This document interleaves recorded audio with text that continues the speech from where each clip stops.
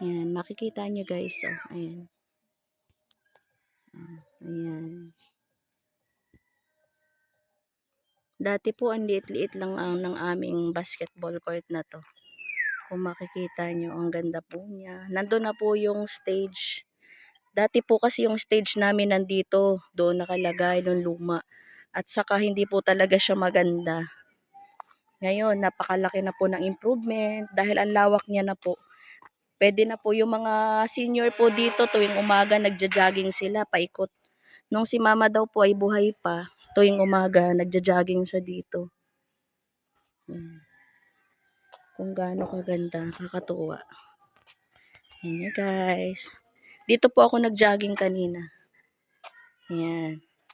Ngayon pong piyesta, dito po gaganapin. Dati po pag piyesta, nagbabakod pa dito.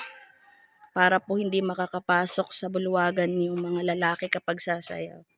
Dati po ang bahay namin nandyan po sa likod ng ano na yun. Oh. Diyan.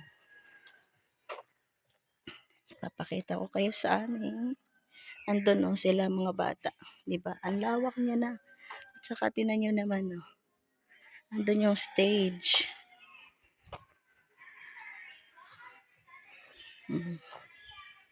Andyan sila.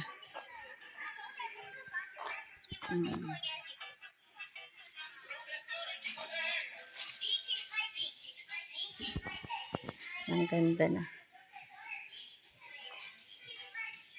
Yan.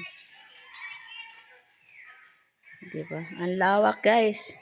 Yun, hanggang doon na lang po. Ito po muna ang aking may ibahagi sa inyo. Ang kagandahan ng aming basketball court na ngayon ay sibilisado na. Hindi na katulad dati na napakaliit lang at saka sira-sira na rin yun. Pero ngayon, ang ganda na talaga.